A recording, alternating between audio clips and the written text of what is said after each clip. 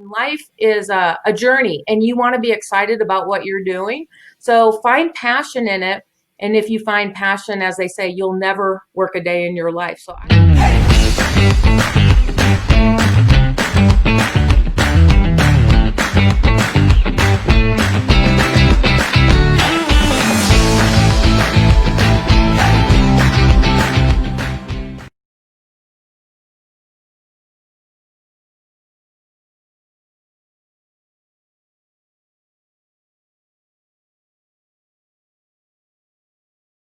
Shelli Brunswick, thank you for joining me on 20 Minute Leaders. How are you? I'm fantastic. It's wonderful to join you today. Thank you for inviting me. And thank you to your sponsors that make this possible. Thank you very, very much. That's very kind of you. And good morning to you. Thank you for taking this on an early Sunday morning. But we're going to have so much fun. It's going to be the best Sunday morning possible because we're going to talk all about space, your passion. I know practically nothing about space, and I'm ultra curious. So I'm excited for this episode. Shelli, if I were to even start by going through your journey from the Air Force all the way to the Space Foundation, I'm not going to do it justice. So I'm going to ask you to briefly take me through your incredible experiences, and so that we can get into a deeper conversation about space and where we're headed. Well, thank you for that. I always like to say my journey has had three chapters. And that first chapter was right out of high school. I enlisted in the U.S. Air Force, and I was stationed in Europe. And so I got to experience, new cultures, new people, new ideas.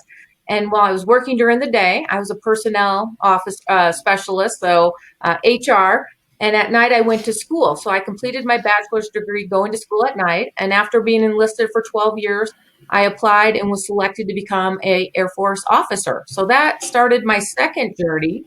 And that's when I transitioned into the aerospace and space industry because I was stationed at the Space and Missile Systems Center in Los Angeles, and I became a space project manager. So that was really my start. And then from there, I had jobs working at the Space and Missile Systems Center, learning all about ground stations and launch vehicles and on-orbit assets. And then I went Wow. and worked at Defense Acquisition University. I was a professor teaching about space acquisition. And then my final assignment in the Air Force, I was stationed on Capitol Hill, where I was a Congressional Budget and Appropriations Liaison, securing the budget for the Air Force as well as the space portion of that budget, and then answering questions and helping everyone understand the importance of space to our future. And then, so that ends my second chapter, and obviously you know a little bit about my third chapter, and that's where I am today, working at the Space Foundation as the Chief Operating Officer and our executive leader for our Center for Innovation and Education. That's just remarkable. One of the things that you mentioned was, and it sounds to resonate across your career, is what part of your role was also explaining the importance of space and how people can interact with such a weird subject, right? I mean, because 99% of the things that we deal with are here on Earth, and all of a sudden we're dealing with things that we can't even see, feel, or touch or hear. And one of the things that we brought up in our earlier discussion was how a lot of people view space as sort of like a black box, right? And as an engineer, when I get introduced to to a lot of code, that is sometimes it's very complicated. Somebody else wrote it, and I just accepted it as it is. I'm too afraid to even get into it and touch it because it's so messy and complicated. And I think that for me and my friends, space is like that in some level. It's too obscure. It's too complicated out there. So maybe dumb it down a little bit for me and talk to me a little bit about what space really is all about. Well, that's one of the misperceptions about space. There are three real misperceptions. One is the technology piece of it. Many people think about Elon Musk and Jeff Bezos and launch vehicles and satellites, and that is certainly a part of the space industry. But I read about your background as well, and you're very sophisticated and smart, and you're doing a lot of things that directly relate to space because space is about the Internet of Things, financial industry, agriculture, healthcare, pharmaceuticals, public safety, transportation, communications. There are 16 different technology sectors that relate to the space industry, and we're using them every day. We're using it right Right. now. When we get done, we're probably all going to look at our cell phone. Technology in your cell phone came from the space industry. And I share with you two awesome companies went public, and that was Uber Eats or DoorDash and Airbnb. Again, two great companies that are using space technology to create a company. So when you think about it, don't think about it like this is space and it's a black box. Think about it as, how Right. can I take this capability, this infrastructure, and how can I use it to unlock value, release innovation and technology to help better our lives on Earth. So I hope that helped a little bit in how exciting space is and what really the space economy is. So Shelly, why are you so passionate about space? Why join the Air Force out of high school? Why continue on the path? And you're touching the skies with the airplane, and then you decide to go even higher to space. Why even do that? Why go that route? Well, I have a value system that was instilled from a very early age. My grandmother, my mother, my aunts, we all come from a family of, we really work hard. We believe in doing what's right, integrity first, service before self. And those are exactly the same traits that the U.S. Air Force has. So it was a natural path for me to go into the Air Force. I initially didn't think I'd stay almost 30 years, but I just loved what I was doing. And I'm passionate about everything I do. I mean, life is a journey, and you want to be excited about what you're doing. So find passion in it. And if you find passion, as they say, you'll never work a day in your life. So I love what I do. I think the biggest piece for me is I look at all the individuals that maybe are not part of the space economy, and I highlight we have room for everyone, whether it's high school diploma to PhD. There's an opportunity for everyone to be part of the space economy. Talk to me a little bit about where we are today, because I think one of the remarkable things that we've seen in the past year or two is this explosion of innovation and excitement over what's been happening with space. I know hundreds of thousands are tuning in live practically daily for the SpaceX launches. Jeff Bezos' company Origins just announced a partnership with NASA, right, to deploy things to space. So where are we today in terms of either space exploration or space technology? Just to give me a little bit of taste so that I can get excited about it. Awesome. Well, let me give you a little bit of taste. I'm sure you're very familiar with GPS. And Mm-hmm. when people think about GPS, they think about airplanes and they think about, cars and how do we get from one place to the other. But since 1983, GPS has unlocked $1.3 trillion of value to our economy. That's Wow. jobs. That's economic opportunity. And again, I shared with you a couple of companies that have just come public that are using space technology to create a business. So get excited about that, because the other great part of GPS is that was an investment by the U.S. government. So that infrastructure was courtesy of the U.S. government. Anybody, anywhere in the world can use GPS now to create a business and be an entrepreneur. The other great thing is the NASA Technology Transfer Office has thousands of patents that are waiting for entrepreneurs to bring to market. Water Really? purification, growing food in austere conditions, communications, battery and storage Huh. technology. So you can go to the NASA Technology Transfer Office, and if you don't have an idea on being an entrepreneur, you can take and apply for one of their patents. They also have seed money to help you get started. So again, Actually, space, space technology solves problems here on Earth and makes our lives better. And for any of your listeners in Europe, also the European Space Agency has the same thing, the Technology Transfer Office. So if you want to be an entrepreneur, and you don't currently have an idea, most entrepreneurs kind of have an idea. You can go to either of those websites and find a patent and try to bring it public and solve problems here on Earth. I think that's just fascinating, because so many times I'm watching my friends, go through this really difficult ideation process where they're sitting down and thinking, what can I invent or what can I do to make a positive impact? And even if I do think I can make an impact, can I even invent the technology to go and do that, let alone write a patent about it? And just hearing that you have this obviously phenomenal agency of superstars that have already thought up these really obscure and weird problems to solve, such as water purification, growing food in austere places, and there might be open to you and coming and making it and productizing it and making a business out of it. I have to go check it out because it's super, super cool. But I have to ask, Shelly, along your career, did you anticipate that you're going to become a space woman and such a strong advocate, going to Capitol Hill and advocating for either its funding or support? Is this a path that you imagined for yourself? I would never have imagined this for myself. You have to remember when I started over 30 years ago, the space industry was very different than it is today. When I started, you worked for the government, and it was really only a few countries even had space programs, and it was really about outer space, low Earth orbit with where the shuttle is, satellites, ground stations.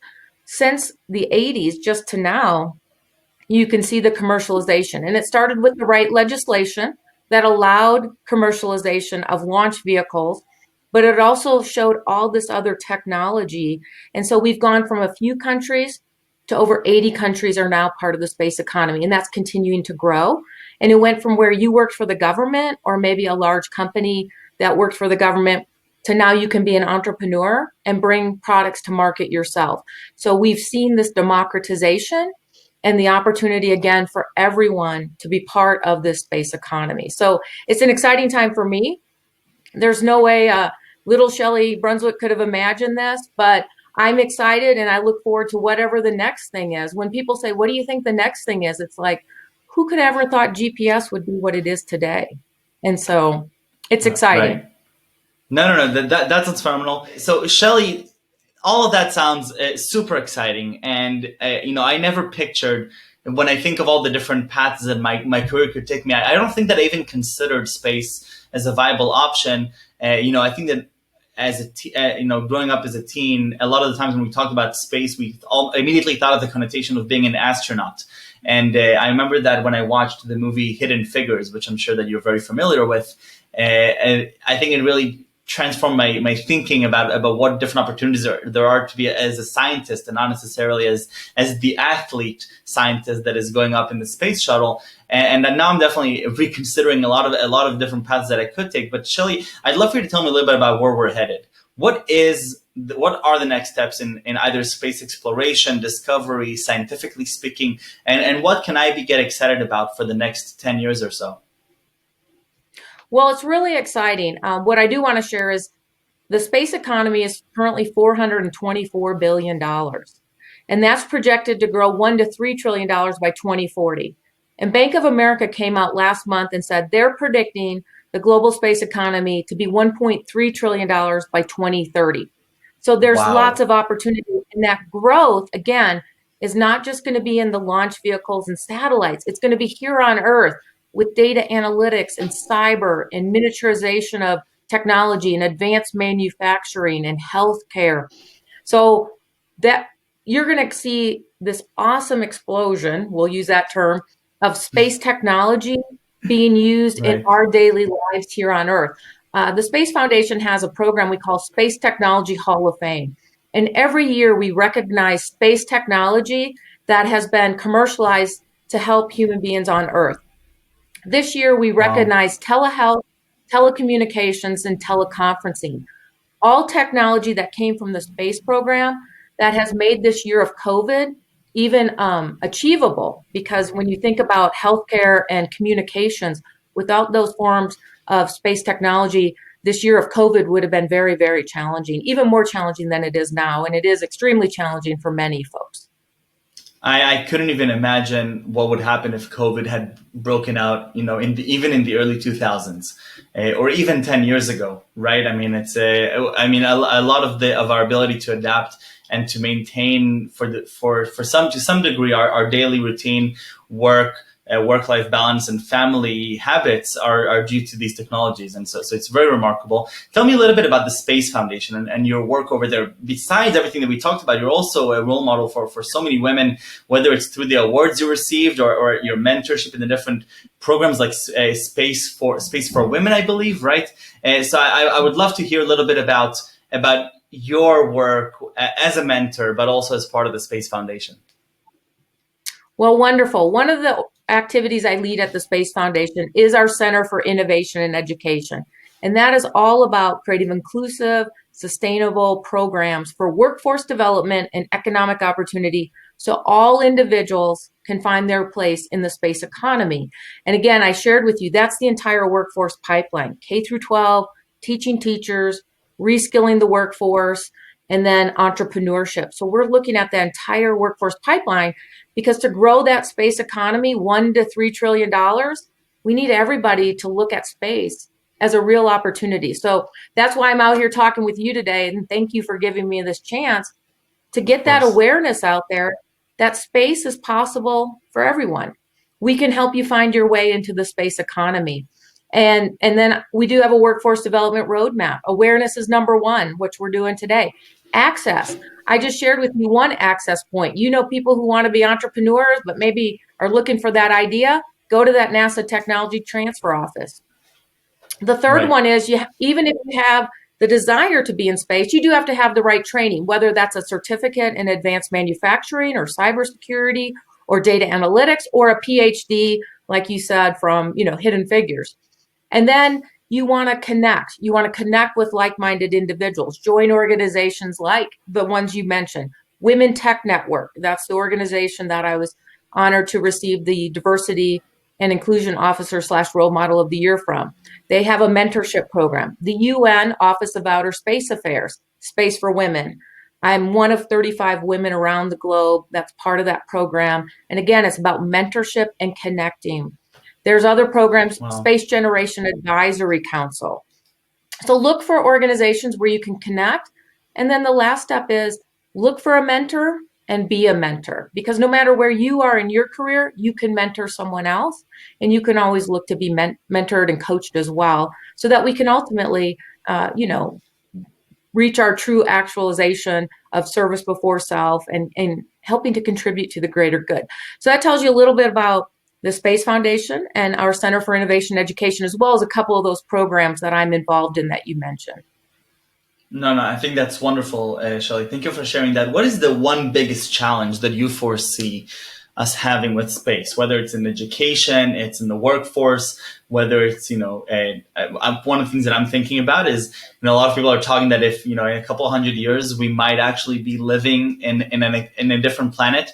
How is the world today going to impact as the government as we see it in the future? We see different countries looking at different interests. And I'm always curious about who's thinking about this stuff. Who's thinking about whether my great grandkids are going to be a part of government X, Y, or whether it'll be an anarchy, right? So those are great questions. And the biggest challenge I see that's immediately impacting us as we look to growing the space economy in the next 10 to 20 years is really that workforce. It's, do we have the right individuals? We have a skills deficit, we have that innovation gap, and we have a workforce shortage. So as I shared with you, there are a lot of great opportunities in the space economy. We can't find enough workers. And so what that means is some of the workers we have in the US, maybe they're in inner cities or rural communities, or they've never thought about being part of the space economy. We need to inspire them to look for opportunities to join the space economy. During COVID right now, individuals could get recertified. They could go through a certificate program and go into the manufacturing sector, data analytics, cyber. Right now, we need that workforce. And then we have, like I said, the skills mismatch. We have individuals that are looking for jobs, and we have jobs available in the space sector in all those different industries, but we have a mismatch of skills. So we really need to look at it. And the Space Foundation is one organization that's out there talking about it, but we really have to work together to solve it. Government, public-private partnerships, together we can work on solving these challenges. And then, of course, as I shared, that innovation gap. We need entrepreneurs who want to, take that risk and bring technology forward, not only to create a job for themselves, but to create jobs for others and benefit humanity. 100%. One of the things that I'm seeing a pattern here is this understanding, we're educating the market in some sense, right? When you're starting a new company, when Airbnb started using space technology, of course, and they wanted people to rent their houses when they're not there, they were really educating the market with a new perception and new thinking process, because previously it seemed weird. What, I'm going to let somebody else live in my apartment while I'm away, or I'm going to sleep in somebody else's apartment? Here, it sounds like there's a similar challenge where we have, a generation that needs, that the space workforce needs them, but there is this misconception of, are we able to actually be part of this workforce? And it sounds to me like, yes, we are. And now the question is, how do we educate the market? How do you think we should go? Is this already at the elementary, middle school age? Is it more at the college level? What's the sort of the thinking process of getting this education?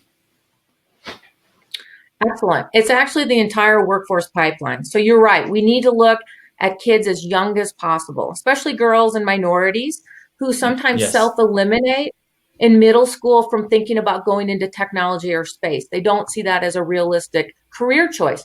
So it's about taking space-inspired education and putting it in the classroom. And that's one of the things the Space Foundation does through our Center for Innovation Education is we create space-inspired education. So, and we do a teacher training program so that teachers can help coach and mentor kids to stay on that track so that they can go into the space economy in a Right. variety of different areas. And then we also, as I shared with you, it's reskilling and upskilling. So we talk to various workforce centers around the country and talk about the importance of space and how they can look at training programs with community colleges, with universities to reskill the workforce as workers may be displaced by jobs that are being automated as technology replaces workers, and how they can have a great job in the space economy. And on average, the jobs in the space economy pay 40% above the median income here in the US. And then, of course, it's about inspiring entrepreneurship. We have many entrepreneurs that are women or minorities, but many times they don't think about, I could be a space entrepreneur. And so, again, it's about breaking down that perception that everyone can have an opportunity to be an entrepreneur in the space economy, whether that's food service, fleet maintenance, services provided through accounting, IT, all the way up to PhDs and mathematicians. There's an opportunity. And some of the programs we've done at the Space Foundation specifically do just that. We have a junior space entrepreneurship program to inspire middle school and high school kids to look at being entrepreneurs and taking space technology to market. We also have our Space Commerce Entrepreneurship Program, which is for adults, for entrepreneurs to look at, how do I find an idea? I can go to the NASA Technology Transfer Office. Or do I have a business, but I want to create another line that I can sell to the aerospace and space industry? And so we help them walk through what is it to create another line of business or to start a new company. So again, it's that entire workforce. There's a place for everyone. And we have to be, as you said, breaking down those barriers that prevent individuals from thinking about joining us in the space industry. Shelli, it's inspiring and it makes so much sense, and I'm definitely have to do some rethinking on my end on how I can be a part of this space economy, because it just sounds like, first of all, I probably am a part of the space economy in one way or another, just by virtue of being in all those other industries that we mentioned in the beginning of this episode. But I'm excited to take a more active step and re-educate myself about what it means to potentially be a part of this workforce or be a space entrepreneur. Who knows? So thank you very much for this inspiration. It was phenomenal talking to you. I know how busy you are, so thank you for being so generous with your time. And I have to ask you the most difficult question, which is 3 words that you would use to describe yourself. I think I said them a few times during the podcast, but obviously inspirational. We need to inspire other individuals to join us in the space economy. So I would say I strive to be inspirational, innovative. It's all about new technology benefiting life here on Earth. So I believe innovation, and then obviously agile. The first 2 are great, being inspirational and innovative, but you got to be agile and you got to get out there and get it done. And if you're not successful the first time, get after it again. So those would be the 3 ways I describe myself. And I would describe you as, you are part of the space economy, and I'm grateful for the contributions you're making to make space a better place for everyone here on Earth. Thank you very, very much. I appreciate that very much. So Shelli, thank you. Stay safe and stay healthy, and hopefully we'll see each other in space one day. I look forward to it. I'll meet you on Mars. Definitely. Thank you very, very much.